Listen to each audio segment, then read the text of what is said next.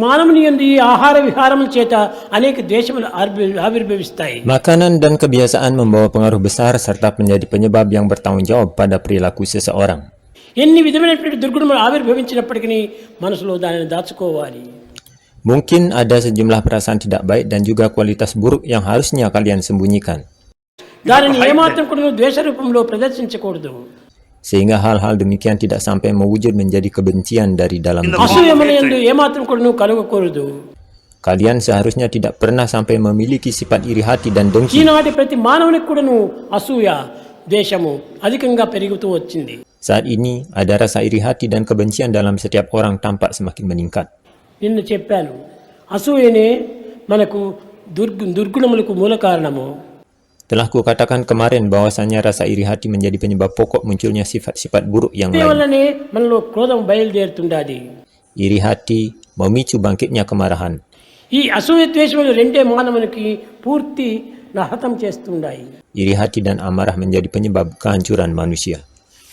Ya, hari ini saya teringat dengan cerita seorang sahabat yang beberapa hari yang lalu sempat menelpon menghubungi saya setelah beberapa tahun lamanya itu lost contact, tidak tahu kemana. Saya mengenalnya ya lewat Facebook, lewat sosial media, di mana karena saya dulu pernah memposting tentang Sai dan pada waktu itu sahabat ini sedang berada berseberangan. Dalam artian dia kurang sependapat dengan penilaian saya tentang Sadguru Bhagawan. Jadi it's okay. Namanya juga dualitas kehidupan. Pasti ada yang namanya pro dan ada yang juga yang kontra, ada yang suka dan tidak suka. Mungkin cara pandangnya yang berbeda, cara pandang kita menilai berbeda.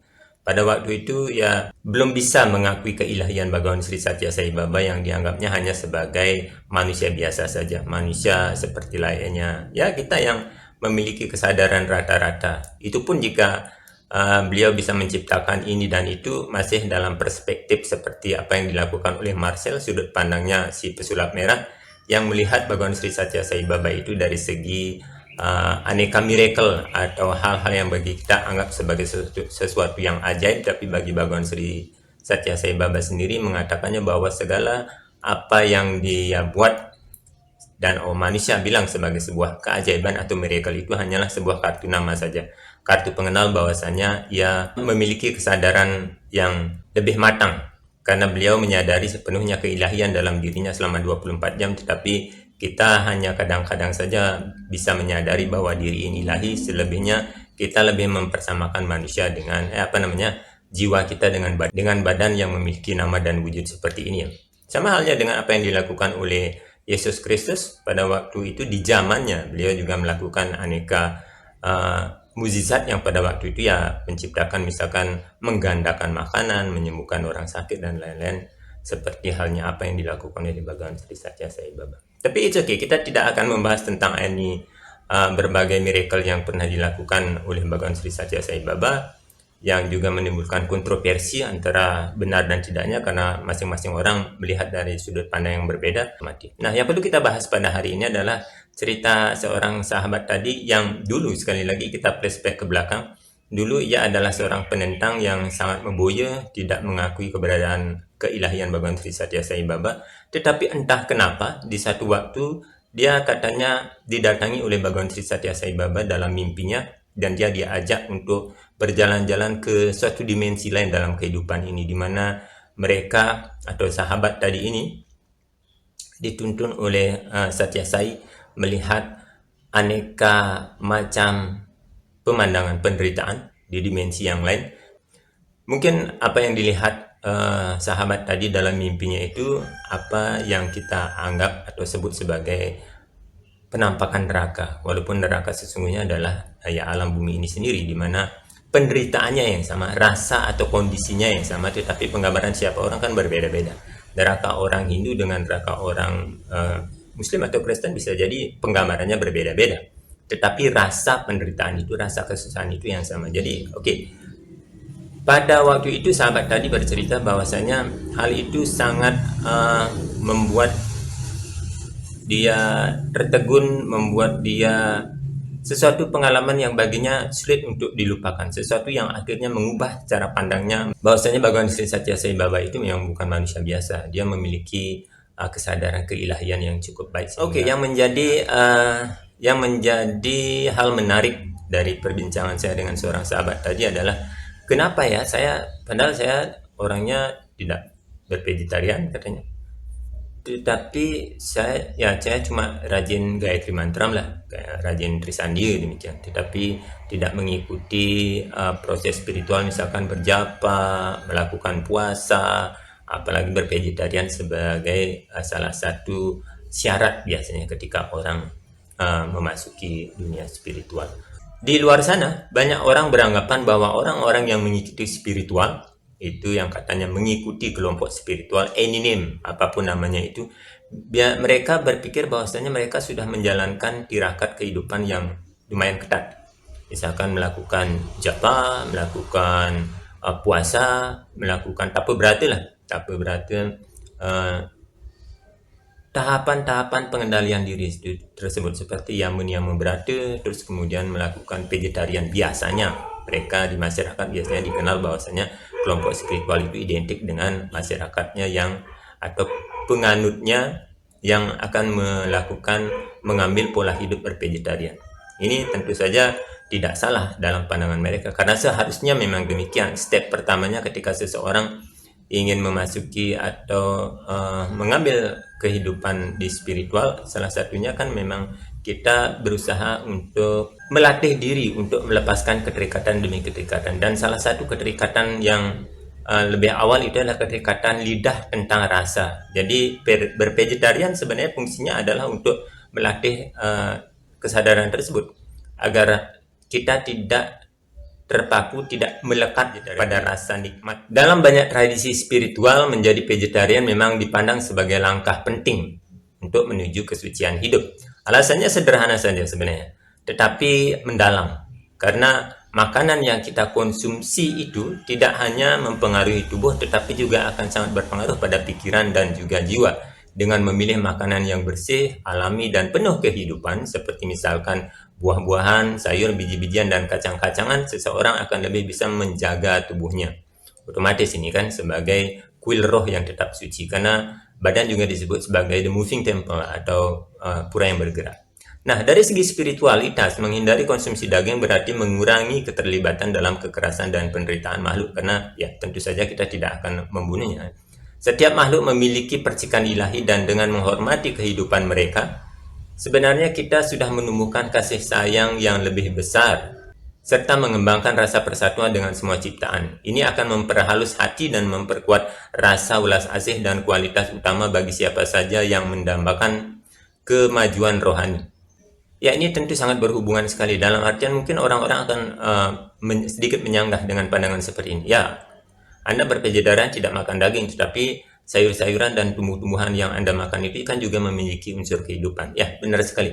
Sebab bahwa semua entitas hidup ini memiliki unsur hidupnya, memiliki kecerdasannya tersendiri. Jadi sekalipun kita tidak makan daging, tetapi tumbuh-tumbuhan itu juga mengandung kehidupan, yang artinya dalam hidup ini kita akan mempersembahkan, kita akan mengorbankan kehidupan yang lain untuk menjaga kehidupan ini, sebagaimana pernah disinggung juga dalam pernyataan Bhagavad Gita. Tetapi yang menjadi pilihan ini adalah kenapa bervegetarian? Dalam artian begini, kita memilih makanan yang memiliki tingkat kecerdasan yang lebih rendah, artinya dia tidak mempengaruhi. Karena bagaimanapun itu makanan sangat berpengaruh terhadap pikiran kita. Nah, manfaat lainnya adalah kejernihan pikiran. Makanan nabati yang ringan dan penuh dengan prana atau energi hidup akan membantu menjaga pikiran tetap tenang, jernih, dan stabil. Kondisi yang tentu saja sangat ideal untuk meditasi, doa, dan kontemplasi batin. Selain itu, diet vegetarian dipercaya dapat meningkatkan vibrasi energi dalam tubuh. Oleh karena itulah, ketika seseorang mengambil pilihan untuk hidup sebagai seorang vegetarian, seharusnya mereka akan bisa menampilkan karakteristik yang lebih kasih serta memiliki rasa simpati maupun empati yang lebih dalam lagi. Menjadi seorang vegetarian memang belum menjamin sepenuhnya bahwa penganutnya sudah akan memiliki kesucian hati. Ini tidak benar, tidak menjamin sama sekali. Jadi ya jangan berbangga dulu sekadar baru menjadi seorang vegetarian. Karena akhlak dan moralitas memang tidak dibentuk hanya dari satu pola hidup saja. Walaupun dengan menjadi seorang vegetarian, seseorang akan lebih mudah terbantu untuk mengelola sifat-sifat dasar kemanusiaannya. Karena sebagaimana sering dikatakan bahwasanya we are what we eat. Kita adalah apa yang kita makan. Artinya ya makanan yang kita makan akan memberi dampak atau pengaruh pada fisik ataupun psikis kita. Karena kita tahu bahwa dalam setiap materi makanan yang kita makan itu mengandung kecerdasan dalam setiap atom pembentuknya. Sehingga jika kecerdasan dalam materi daging yang kita makan lebih besar dan kuat dari yang kita miliki, itu bukan tidak mungkin bahwasanya sifat-sifat hewani yang terbawa dalam daging yang kita makan itu akan mempengaruhi kecerdasan orang yang memakannya. Sehingga sering kita dengar bahwasanya makanan yang sifatnya rajas atau tamas yang terkandung dalam daging hewan akan membuat orang yang mengkonsumsinya juga bisa meningkat sifat rajas dan tamasnya. Oke, jangankan makanan yang akan menjadi sumber pikiran, menjadi energi, dan juga pertumbuhan badan. Untuk di luar diri saja, itu misalkan kalau kita meminjam sesuatu, minjam baju atau helm, itu yang pernah dipakai oleh orang yang dalam tanda kutip yang memiliki energi yang tidak sefrekuensi dengan kita itu akan mengganggu sekali. Misalkan libido orang bisa meningkat, atau adrenalin seseorang bisa lebih meningkat ketika bersentuhan dengan atau meminjam sesuatu yang pernah dimiliki orang-orang yang memiliki karakteristik demikian. Jadi bayangkan jika makanan tersebut masuk ke dalam tubuh kita, sudah menyatu ke dalam tubuh ini, lalu diuraikan, dibagi-bagi oleh kecerdasan dalam tubuh untuk menjadi pikiran, energi, dan pertumbuhan badan ini, tentu saja itu juga akan sangat berpengaruh. Jadi makanan sangat mempengaruhi apa yang menjadi pikiran, energi, dan badan kita. Ketika seseorang telah berani mengambil keputusan untuk bervegetarian, mereka sebenarnya juga telah berani mengibarkan bendera perang terhadap keinginan untuk mencicipi rasa nikmat pada makanan yang bukan vegetarian. Itu sudah berani. Harus vegetarian yang berani hidup paling sederhana sekali, walaupun cuma makan tahu DP, it's okay. Ini adalah latihan awal untuk belajar melepaskan ikatan rasa pada lidah. Sebab jika untuk melepaskan jerat kemelekatan lidah pada rasa nikmat saja kita gampang menyerah kalah, lantas ya bagaimana mungkin kita bisa sukses melepaskan keterikatan duniawi yang lainnya. Sedangkan salah satu tujuan dari spiritual ini adalah untuk berlatih melepaskan aneka simpul keterikatan badani yang selama ini mengikat kita. Jadi sekali lagi perlu untuk digarisbawahi bahwasanya menjadi vegetarian tidak otomatis atau belum menjamin bahwasanya orang atau pelakunya tersebut sudah bisa dikatakan mencapai kesucian. Ya, saya sependapat dengan pendapat seorang sahabat yang mengatakan bahwa kelompok spiritual itu ibarat bengkel. Dalam bengkel sepeda motor lah anggap. Kalau orang pergi ke bengkel itu biasanya kan kendaraan sepeda motor yang memang memiliki masalah.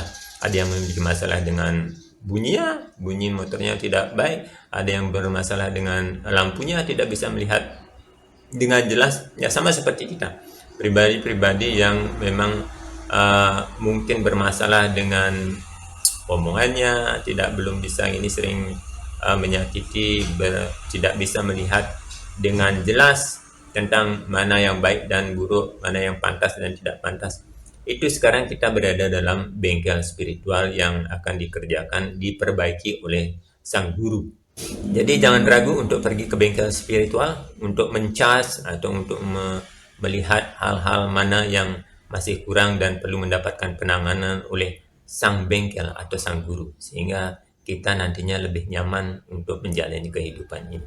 Jadi berspiritual bukan ditujukan untuk gagah-gagahan atau ke bengkel supaya orang tahu bahwasanya kita itu memiliki motor yang baik, tidak. Tetapi ini adalah untuk perbaikan bagi diri sendiri tentunya, yang juga nantinya akan berefek pada orang lain. Demikian yang bisa kita bahas pada hari ini. Semoga ada manfaatnya. Mohon maaf jika ada salah-salah kata dalam penyampaian. Semoga pikiran yang baik datang dari segala arah. Om Santi Santi Santi Om.